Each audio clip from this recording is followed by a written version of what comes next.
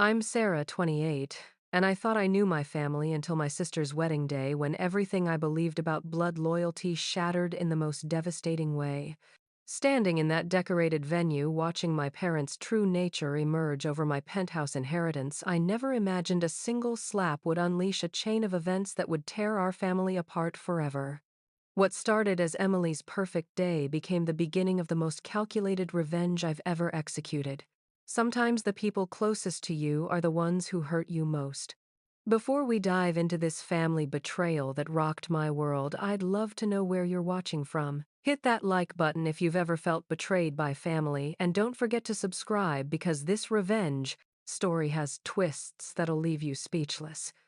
Trust me, you won't want to miss what happens when family greed meets calculated justice. Let me take you back to how this all started.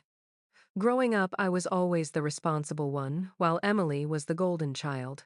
Mom and Dad never hid their favoritism. Emily got the designer clothes while I wore hand-me-downs. She got a new car for her 16th birthday, while I worked summers to buy my own used Honda. But I told myself it didn't matter because family was family right. After college, I threw myself into work at a tech startup. While Emily bounced between jobs and boyfriends living off our parents' generosity, I was pulling 18-hour days learning every aspect of the business. When the company went public 3 years ago, my stock options made me wealthy beyond my wildest dreams. I bought a penthouse in downtown Seattle. 4 bedrooms, panoramic city views worth about $3 million. My parents never showed much interest in my success. No congratulations dinner, no proud parent moments. Emily, meanwhile, had started dating Marcus, a guy who seemed nice enough but had the financial planning skills of a goldfish. They'd been together 2 years when he proposed, and suddenly Mom became the wedding planner from hell. "Sarah, you'll help pay for the wedding, won't you, Mom?" asked during one of their planning sessions. Emily's always dreamed of a fairy tale wedding. I agreed to contribute $20,000, which I thought was generous. But it wasn't enough. Nothing was ever enough when it came to Emily. The requests started small. Could I host the bridal shower at my penthouse? Of course. Could I pay for the rehearsal dinner? Sure. Could I cover the honeymoon? Since Marcus's credit was maxed out, I started to see a pattern, but I kept telling myself this was what family did for each other. Then came the conversation that should have been my wake-up call. I was at Mom and Dad's house helping address wedding invitations when Emily started talking about her post-wedding plans. "Marcus and I have been looking at apartments, but everything decent is so expensive," she complained, dramatically throwing herself on the couch. "We might have to live in some tiny studio." Mom looked at me with that expression I'd learned to dread, the one that meant another favor was coming. "Sarah, you have all that space in your penthouse? Maybe Emily and Marcus could stay with you for a while just until they get on their feet." The suggestion hit me like a slap.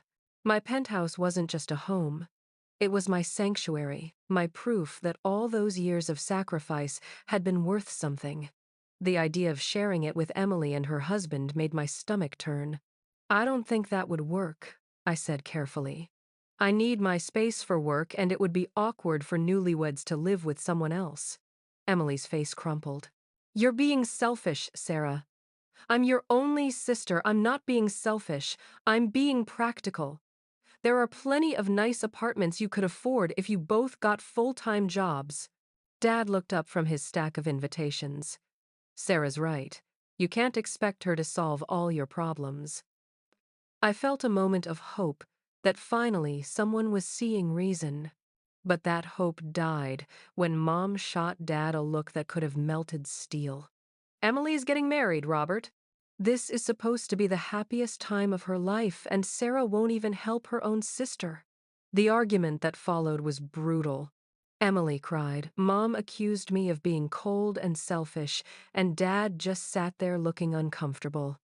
I left that night feeling like the villain in my own family story, questioning whether I really was as heartless as they claimed. But I stood my ground about the living arrangement.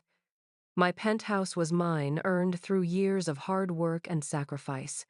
I wasn't about to hand it over just because Emily couldn't be bothered to support herself. The wedding planning continued, and I kept contributing money despite my growing resentment. The venue cost doubled, the dress became a designer gown, the flowers had to be imported from Ecuador. Every expense somehow became my responsibility because I was the one with money. 3 weeks before the wedding, Emily called me crying. "Sarah, I need to ask you something, and please don't say no without thinking about it." My heart sank. "What is it, Em? Marcus and I have been talking, and we realized we'll never be able to afford a house with property prices these days. We were wondering, since you don't really need all that space in your penthouse, maybe you could put it in both our names. Like, as a wedding gift. We'd all live there together as a family." The audacity took my breath away. "You want me to give you half my penthouse?" "Not give exactly. More like, share it. Family should share, right?" I hung up without answering. The next day, Mom called. "Sarah, I heard about Emily's request. I think it's reasonable. You have more money than you could ever spend, and Emily's struggling. It would be the generous thing to do." "The generous thing, Mom? I've already spent over $50,000 on this wedding. How much more am I expected to give Emily's your sister? When parents die, children usually inherit equally anyway. This would just be early inheritance." The words hit me like a physical blow. "Are you saying I should give Emily half my penthouse because I might inherit something someday? I'm saying family takes care of family. And if you can't see that, maybe you're not the daughter I raised." I spent the next week in a haze of disbelief. How had my success become something to be ashamed of? How had my hard work become a debt I owed to my family? But I still believed somehow that this would all work out. That on Emily's wedding day, surrounded by love and celebration, my family would remember what really mattered. I still thought blood meant something. I was about to learn how wrong I could be. The morning of Emily's wedding dawned perfect. Clear blue sky, gentle breeze, the kind of day that makes you believe in happy endings. I arrived early at the venue, a restored Victorian mansion overlooking Puget Sound, carrying my gift, a check for $10,000 for their honeymoon upgrade. Despite everything I wanted, Emily's day to be special. The bridal suite buzzed with activity. Emily looked stunning in her designer gown, surrounded by bridesmaids fluttering around her like butterflies. Mom was in full mother of the bride mode, directing everyone with military precision. For a moment, seeing Emily's genuine smile, I forgot about our recent tensions. "Sarah, you're here." Emily hugged me, carefully mindful of her dress. "I'm so nervous. Do I look okay?" "You look beautiful," I said honestly. "Marcus is a lucky guy." Mom appeared beside us, adjusting Emily's veil. "Sarah, I'm glad you're here early. We need to talk." My stomach clenched. "Can it wait until after the ceremony?" "No, it can't." Mom's voice carried an edge I didn't like. "Emily's been worried sick about the housing situation. She barely slept last night." Emily's face fell.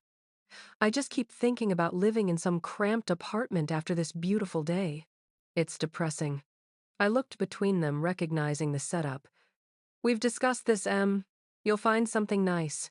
"Actually," Mom said, pulling an envelope from her purse, "your father and I have been thinking. We talked to a lawyer friend, and he suggested this might be the perfect solution." She handed me the envelope. Inside were legal documents. A property transfer agreement for my penthouse, splitting ownership between Emily and me. My hands trembled as I read. "What is this fair solution?" Mom said. "You sign this, Emily gets security, and everyone's happy." The lawyer said it's perfectly legal. Emily would own half, but you could still live there. "You want me to sign over half my penthouse?" Right now. At Emily's wedding, Emily grabbed my arm. "Sarah, please. I know it's a lot to ask, but I'm desperate. Marcus and I have nothing.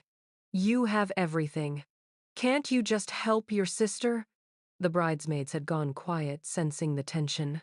I felt trapped, surrounded by expectant faces on what was supposed to be a day of celebration. "I need to think about this," I said. Mom's expression hardened. "There's nothing to think about. Emily's your sister. This is her wedding day. Are you really going to ruin it with your selfishness?" "I'm not being selfish. I'm being asked to give away half of something I worked years to earn." "You didn't earn anything," Mom snapped. "You got lucky with stocks." Emily deserves security too. The words stung because they dismissed everything I'd sacrificed. The late nights, the stress, the relationships I'd lost while building my career. None of it mattered to them. I'm not signing this, I said firmly. Emily burst into tears. You hate me. You've always hated me. I don't hate you, but I won't be pressured into this. Mom's face turned scarlet. You ungrateful brat. After everything we've done for you, this is how you repay us. What have you done for me? You've never supported my career, never celebrated my success. You only notice me when you need money. The room had gone completely silent. Emily sobbed into her hands, ruining her makeup. The bridesmaids looked mortified. How dare you speak to me that way? Mom's voice rose to a shout. We raised you, fed you, put a roof over your head. That's what parents are supposed to do. It doesn't mean I owe you my life savings. Fine, Mom said coldly. If that's how you feel, you're not welcome at this wedding. My heart stopped. You're uninviting me from Emily's wedding. I'm uninviting a selfish stranger who happens to share our name. Emily looked up through her tears. Mom, don't. No, Emily. Sarah's made her choice. She values money more than family. The betrayal felt like a knife twisting in my chest. You're choosing Emily's greed over our relationship. I'm choosing between my daughters, and I'm choosing the one who still has a heart. That's when I lost it. Emily has a heart. She's spent 2 years bleeding me dry. $50,000 I've given you people, and it's still not enough. Money you could afford to lose, Mom shouted back. That's not the point. The point is you see me as an ATM, not a daughter. The argument escalated, voices rising, accusations flying. Emily wailed that her wedding was ruined. The bridesmaids tried to intervene. Dad appeared in the doorway, took one look at the chaos, and backed away. Then Mom did something that changed everything forever. You know what, Sarah? You're right. You don't owe us anything. And we don't owe you anything either, including a place in this family. She raised her hand and slapped me across the face so hard my ears rang. The room went dead silent except for Emily's gasping sobs. I stood there, my cheek burning, staring at the woman who'd given birth to me. The woman who'd just physically assaulted me for refusing to hand over my home. Get out, Mom whispered. Get out and don't come back. I looked at Emily, hoping for some support, some sign that she was horrified by what had just happened. Instead, she avoided my eyes. I said quietly. She finally looked at me, mascara streaking down her cheeks. Just go, Sarah. You've done enough damage. I picked up my purse with shaking hands and walked to the door. In the hallway, I passed Dad and several relatives who'd heard the shouting. Their faces ranged from shocked to disgusted, but no one said a word. I drove home in a daze, my face still stinging from the slap. At my penthouse that they'd tried to steal. I sat on my couch and stared out at the city skyline. My phone buzzed with texts from relatives who'd heard what happened, most taking Emily's side. That's when the rage really hit me. Not the hot anger from the argument, but cold, calculating fury. They thought they could abuse me, humiliate me, and then exile me. They thought I'd just disappear quietly. They had no idea who they were dealing with. I'd built a fortune from nothing. I'd outmaneuvered competitors and survived in a cutthroat industry. My own family had just declared war on me, and they were about to learn that I never lost a war. The revenge I planned would make their petty cruelty look like child's play. Sitting in my penthouse that night, still in my bridesmaid dress that I'd never gotten to wear, I made a decision that would change everything. The sting of Mom's slap had faded, but the burn of their betrayal only grew stronger. They wanted to treat me like an outsider, fine, but outsiders don't play by family rules. I spent the weekend researching, calling in favors, and putting together information that would have made a private investigator proud. See, when you're successful in tech, you develop certain skills and certain connections. I knew people who knew people, and money has a way of loosening tongues. By Monday morning, I had a complete picture of my family's finances, and it was even worse than I'd imagined. Dad's construction business was 3 months behind on loan payments. He'd been using credit cards to pay employees, hoping for a big contract that never came. I'm Sarah, 28. and I thought I knew my family until my sister's wedding day when everything I believed about blood loyalty shattered in the most devastating way. Standing in that decorated venue, watching my parents' true nature emerge over my penthouse inheritance, I never imagined a single slap would unleash a chain of events that would tear our family apart forever. What started as Emily's perfect day became the beginning of the most calculated revenge I've ever executed. Worse, she'd been secretly using Dad's business credit cards to pay for wedding expenses, forging his signature. Her dream wedding wasn't just expensive, it was literally criminal. As I uncovered each lie, each deception, my plan crystallized. They thought they could manipulate me through family guilt. I was about to show them what real manipulation looked like. The first phase started Tuesday morning.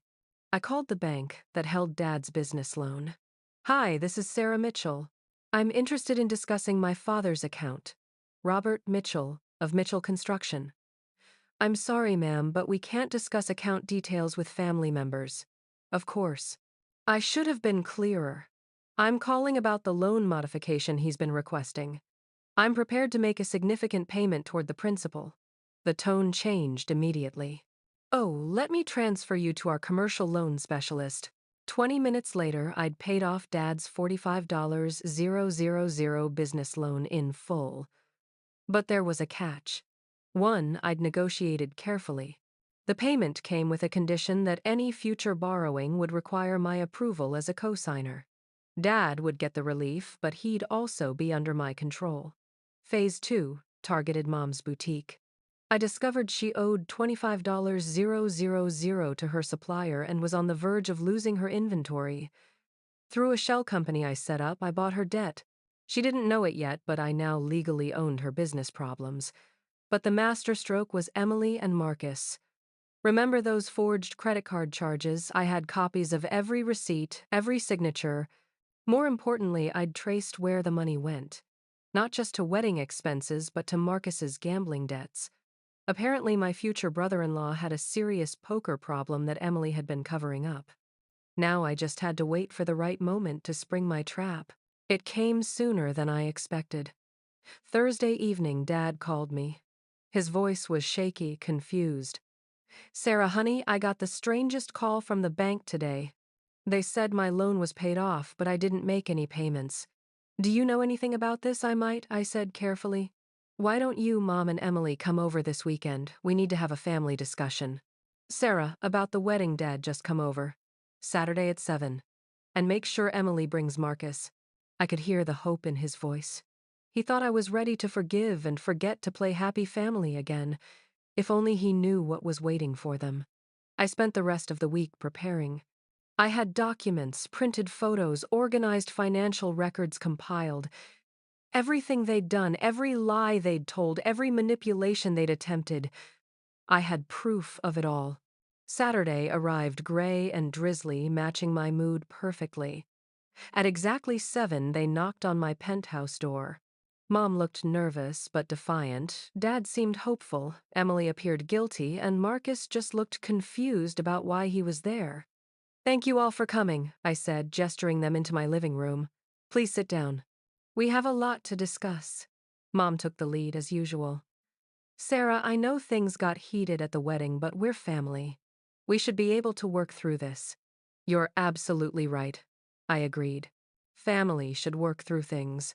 That's why I wanted to share some interesting discoveries I've made this week." I pulled out the first folder. "Dad, let's start with you. Did you know that someone has been using your business credit cards without authorization?" Dad's face went white. "What are you talking about? $14,000 in unauthorized charges over the past 3 months? The bank considers this fraud." I showed him the statements I'd obtained. "These signatures aren't yours, are they?" Emily's face had gone ashen. Marcus was staring at her with growing horror. Dad's voice was barely a whisper. I can explain." "Oh, please do," I said sweetly. "And while you're at it, maybe you can explain why half of those charges went to pay off Marcus's gambling debts." The room erupted. Dad roared at Emily. Mom screamed at everyone to calm down. Marcus tried to deny everything, and Emily dissolved into hysterical tears. But I wasn't done. Mom, I continued once the shouting died down. Did you know your business is technically bankrupt? You owe more than you're worth? That's not. How do you know that? Because I own your debt now. All of it. Legally purchased this week. The second wave of chaos was even louder than the first. But this is exactly where I wanted them. Off balance, scared, realizing that their lies were catching up to them. And you know what? As I watched my family fall apart in my living room, I felt something I hadn't expected. Not satisfaction. That would come later. What I felt was power. For the first time in my life, I wasn't the one being manipulated or controlled. But here's what's crazy about revenge. Sometimes when you're planning it, you discover you're capable of things you never imagined. And sometimes the people you thought you knew reveal sides of themselves that are even darker than you suspected. If you're still with me on this journey, hit that notification bell because what happened next changed everything I thought I knew about my family. The real betrayals were just beginning to surface, and the revenge I thought I was planning, it was nothing compared to what I actually ended up doing. The silence that followed my revelations was deafening. Dad sat hunched over the financial documents, his hands shaking as he read Emily's forged signatures. Mom stared at the debt papers like they were written in a foreign language. Emily had stopped crying and was now glaring at me with pure hatred. Marcus looked like he wanted to disappear through the floor. "You vindictive bitch," Emily finally whispered. "You planned this whole thing." "I plan to protect myself," I replied calmly. "Everything else is just consequences of your choices." Dad looked up, his face aged 10 years in 10 minutes. "Emily, is this true? Did you steal from my business?" "I didn't steal, I borrowed. I was going to pay it back." "With what money?" Dad's voice cracked. "You don't have a job, Marcus. Was going to get a promotion. Marcus doesn't even have a job," I interrupted, pulling out another folder. "He was fired from the insurance company 6 months ago for missing too much work." Guess where he was? Atlantic City. Vegas. Every casino within driving distance. Marcus finally spoke up. "Sarah, you don't understand. I had a system. You had a gambling addiction. I cut him off." "And Emily's been enabling it with Dad's money." Mom found her voice. "How do you know all this? Have you been spying on us?" "I've been protecting my interests." "Did you think I'd just roll over after you tried to steal my home?" "We didn't try to steal anything, but I wasn't done." "Mom," I continued once the shouting died down, "did you know your business is technically bankrupt? You owe more than you're worth? That's not. How do you know that? Because I own your debt now. All of it. Legally purchased this week. The second wave of chaos was even louder than the first. But this is exactly where I wanted them. Off balance, scared, realizing that their lies were catching up to them. "Dad, you can choose to report Emily to the police for credit card fraud. Or we can handle this privately. Emily can work off her debt to you. Say 5 years at minimum wage, with no help from Mom or me." Dad's face crumpled. "Sarah, I can't send my daughter to jail." "Then she works it off. Every penny with interest." Emily's face went scarlet. "You can't make me do anything. Actually, I can." Guess where he was? Atlantic City. Vegas. Every casino within driving distance. Marcus finally spoke up. "Sarah, you don't understand. I had a system. You had a gambling addiction. I cut him off." "And Emily's been enabling it with Dad's money." Mom found her voice. "How do you know all this? Have you been spying on us?" "I've been protecting my interests." "Did you think I'd just roll over after you tried to steal my home?" "We didn't try to steal anything." Mom stood up, her face flushed with anger. "We asked you to share with family. You asked me to sign legal documents transferring half my property to Emily. That's theft with paperwork." Emily jumped up too. "You're destroying our family. I'm revealing what our family really is. The question now is what we're going to do about it." I walked to my dining table where I'd laid out several stacks of papers. "I have 3 proposals." Mom had been silent through this exchange, but now she stepped forward. "Sarah, what do you want from us?" "Money, apologies. What will it take for you to stop this?" I looked at each of them. My father broken and betrayed, my mother desperate and calculating, my sister furious and humiliated her cheating fiancé. looking for an escape route. These were the people who demanded I sacrifice my home, my security, my future for their mistakes. I want the truth, I said. All of it. No more lies, no more manipulation. Starting with why you really needed Emily to have half my penthouse. Mom and Dad exchanged a look that told me everything. What aren't you telling me, Dad? Cleared his throat. Your mother and I, we made some bad investments. Beyond what you already know. How bad? We remortgaged the house. Twice. We owe more than it's worth. My stomach dropped. You're losing the house, not if Emily had half your penthouse, Mom said quietly. Families help each other. No, I said, standing up. Families don't lie to each other. Families don't forge signatures. Families don't try to steal each other's homes. Families don't slap their children for setting boundaries. I walked to my safe and pulled out one final document. This is a restraining order application. I can file it Monday morning. It would legally prevent any of you from contacting me or coming within 500 feet of my home or workplace. The room went deadly quiet. We had a very interesting conversation yesterday. Emily turned to Marcus, with murder in her eyes. You cheated on me. During our engagement, baby, it didn't mean anything. The slap Emily gave Marcus was twice as hard as the one Mom had given me. He stumbled backward, holding his face. You bastard. I ruined my relationship with my sister for you. No, I said quietly. You ruined it yourself. Marcus just gave you an excuse. Or I continued, we can try something revolutionary. Honesty, real consequences, actual change. What do you mean? Dad asked. Emily works off her debt to you. No wedding gifts, no family money, no bailouts. She gets a job and pays for her mistakes like an adult. Mom, you close the boutique and file for bankruptcy properly instead of hiding behind lies. Dad, you restructure your business debt honestly. The bank will work with you now that I've cleared your loan. And all of you learn to live within your means. And if we don't, Emily asked, then I file the restraining order, report the fraud, and you can all face the consequences of your choices without any help from me. Emily looked at Marcus, who was still holding his cheek. We're done, she told him. The engagement is off. Emily, wait. Get out, she said. Get out before I have you arrested for fraud, too. Marcus grabbed his jacket and fled. For the first time all evening, I felt a spark of respect for my sister. So I said to the 3 remaining members of my family, what's it going to be? The next hour was the most honest conversation my family had ever had. Without Marcus there to defend, without the pressure of the wedding, without the lies propping everything up, we finally talked about the real problems. Dad admitted he'd been overextending his business for years, taking on projects too big for his crew because he was too proud to stay small. Mom confessed that the boutique had never been profitable. She'd kept it open out of vanity, bleeding money they didn't have.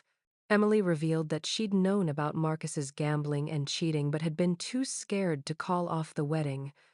I felt like such a failure, Emily said, tears streaming down her face.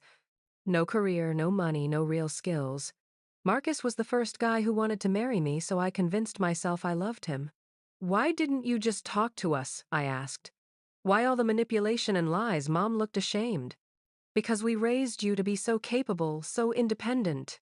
We felt like failures compared to you. It was easier to tear you down than face our own problems. The admission hit harder than the slap had. All this time, I'd thought they favored Emily because she was more lovable. The truth was worse. They'd resented my success because it highlighted their failures. I never wanted you to fail, I said quietly. I wanted you to be proud of me. We were proud, Dad said. We just didn't know how to show it without feeling like we were admitting our own mistakes. It was progress, but progress doesn't erase consequences. Over the next 3 months, I watched my family rebuild from the ground up. Emily got a job at a marketing firm. Entry level, but it was honest work.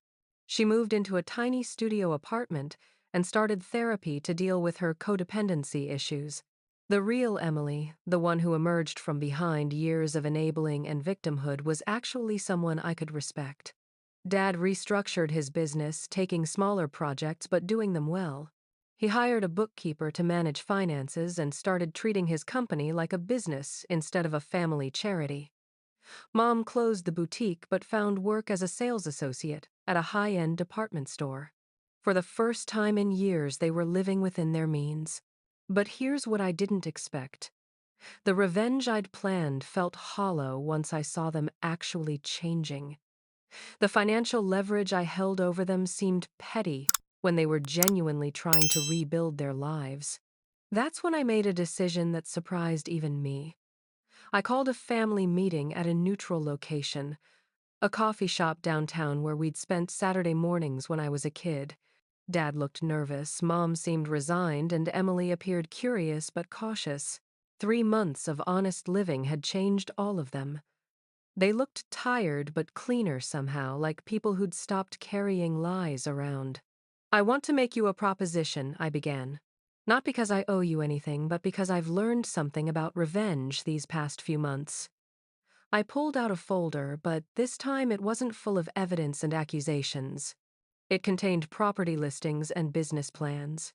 "Dad, there's a warehouse space available near your current location.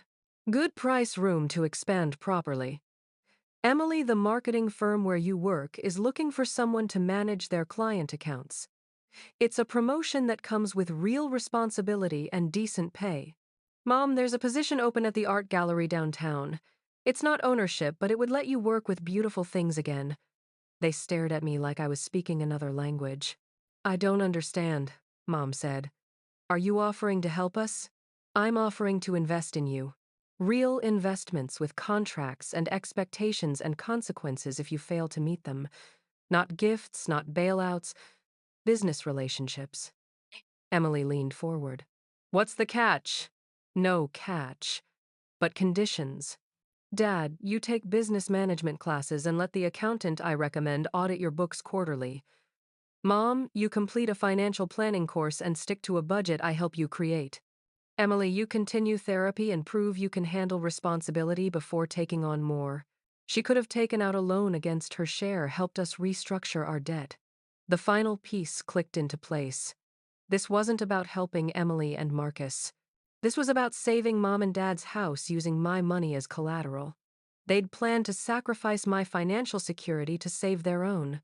"You were going to use my property as collateral for your debt without telling me." "We were desperate," Dad whispered. "So you decided to steal from me." "We're family," Mom exploded. "But why help us succeed? Wouldn't it be more satisfying to watch us struggle?" I thought about that question for a while before answering. I spent 3 months being angry, and it nearly turned me into someone I didn't recognize. I realized that the best revenge against people who think you're selfish is to prove you're generous, on your own terms. Dad reached across the table and touched my hand. "Sarah, I owe you an apology that's bigger than words can hold." "We all do," Mom added. "What we did to you was unforgivable." "Maybe," I said. "But forgiveness isn't about what you deserve. It's about what kind of person I want to be." 6 months later, Dad's business was thriving in its new space. He'd learned to bid projects realistically and was making steady profit. Mom had discovered she had a real talent for art sales and was earning more than she ever had at the boutique. Emily had gotten the promotion and was engaged again. This time to a teacher she'd met in therapy who understood the importance of honest communication. They insisted on paying me back for every penny they owed, including interest. I accepted the payments because I'd learned that charity disguised as family obligation only breeds resentment. But I invested every penny back into trust funds for future grandchildren because sometimes the best revenge is setting up future generations to never repeat their parents' mistakes. The restraining order was never filed. The fraud charges were never pressed. Marcus disappeared back to whatever rock he'd crawled out from under. And my family learned that real love doesn't demand sacrifice. It inspires growth. But the most satisfying moment of all came a year later when Emily called to thank me for saving her life by ruining her wedding. Because sometimes the best gift you can give someone is the chance to become who they really are instead of who they think they should be. 2 years have passed since that devastating wedding day that changed everything. As I sit in my penthouse, still mine, still earned, still a symbol of what hard work and boundaries can accomplish, I can honestly say that the revenge I planned wasn't the revenge that actually happened. The revenge I planned was about proving my worth through their downfall. The revenge that actually occurred was proving my worth through their transformation. And my own. Dad's construction company now has 6 full-time employees and a waiting list of clients. He framed his first Better Business Bureau Excellence Award and hung it in his new office. More importantly, he framed the completion certificate from his business management course right next to it. Every quarter, when his accountant sends me the audit reports as per our agreement, I see steady growth and responsible financial practices. The man who once lived paycheck to paycheck now has 6 months of operating expenses in savings. Mom discovered something remarkable when she stopped trying to be an entrepreneur and started being an employee. She was actually brilliant at sales. Her gallery consistently has the highest monthly numbers, and she's been promoted twice. She's also learned to cook because restaurants were an expense she couldn't justify. Ironically, she's become a better cook than she ever was when she had money to waste on takeout every night. But Emily's transformation has been the most dramatic. The marketing promotion I'd mentioned turned into a full management position within 8 months.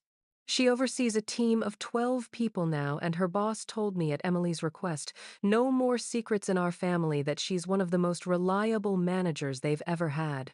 The scared, dependent woman who tried to guilt me into giving her my home has become someone who just bought her own condo, with a mortgage she qualified for with her own credit and income. Her new fiancé, David, is everything Marcus wasn't. He's a high school teacher who coaches debate team, owns his car outright, and proposed to Emily with a ring he saved up for over 8 months. When Emily brought him to meet me, she said, "I want you to meet the man I chose when I learned to love myself." That might be the most mature thing my sister has ever said. The wedding is next month. Small, budget, conscious, but genuine.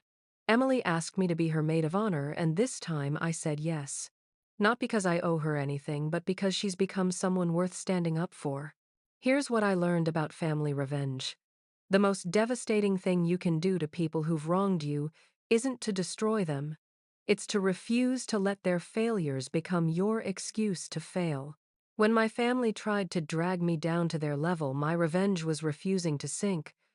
When they tried to make their problems, my revenge was showing them how to solve their own problems instead. The contracts I made them sign weren't really about controlling them. They were about proving that I could trust them again if they proved they were trustworthy. Every payment they made wasn't really about the money. It was about their commitment to becoming people worthy of my respect. And you know what's funny about karma? Sometimes it looks like forgiveness. Sometimes it looks like giving people exactly what they need instead of what they deserve. Sometimes the universe's justice system works by turning your enemies into better people, which is actually a more complete victory than destroying them would have been. The best part, I never had to compromise my boundaries or sacrifice my security to rebuild these relationships. I kept my penthouse, kept my standards, kept my self-respect. The difference was that instead of using my power to punish them, I used it to incentivize their growth. Instead of making them smaller, I challenged them to become bigger. Last Christmas, for the first time in years, I actually enjoyed our family dinner. Dad proudly showed me photos of his latest project. Mom brought wine that cost less than $20 but tasted like celebration because she'd bought it with money she'd earned honestly. Emily and David talked about their honeymoon plans, a camping trip they were both genuinely excited about. At one point as we were cleaning up, Mom pulled me aside. "Sarah, I need you to know something. That day at the wedding when I slapped you, that was the moment I realized I'd become someone I didn't recognize. A woman who would hit her daughter for refusing to be exploited. I've spent 2 years trying to become someone worthy of asking for your forgiveness. You've been earning it every day," I told her. "You didn't need to ask. I did need to ask. Because forgiveness isn't something you earn, it's something you receive." And I needed to receive it from the daughter I taught to be strong enough to set boundaries even with people she loves. Emily overheard and joined us in the kitchen. Sarah, I need to say this too. Thank you for refusing to enable us. Thank you for refusing to let us stay broken. Thank you for showing us what self-respect looks like even when we hated you for it. That night, driving home to my penthouse, I realized something profound. The family that had tried to steal my home had been replaced by a family that would fight to protect it, not because it was valuable, but because it represented what I'd worked for and who I'd become. The revenge Reddit stories you read usually end with dramatic justice. People getting fired, relationships destroyed, lives ruined. But sometimes the most satisfying ending is when everyone involved becomes a better person. Sometimes the sweetest revenge is proving that you're big enough to lift people up instead of tear them down. So here's my question for you. Have you ever had to choose between destroying someone who wronged you and helping them become better? How do you balance justice with compassion when family is involved? And what would you have done if your family tried to steal your biggest accomplishment? Drop your thoughts in the comments below. I read every single one, and I'm genuinely curious about your experiences with family drama and setting boundaries. If this story resonated with you, smash that like button because it helps more people find these real-life lessons about turning betrayal into transformation. Subscribe for more stories about choosing growth over grudges and hit that notification bell, because next week I'm sharing what happened when David's family tried to pull similar manipulation tactics on Emily. Let me know where you're watching from. I love connecting with people all over the world who understand that sometimes the best revenge is becoming someone your enemies wish they could be. Thanks for taking this journey with me. And remember, your boundaries aren't walls to keep people out. They're standards that show people how to get back in.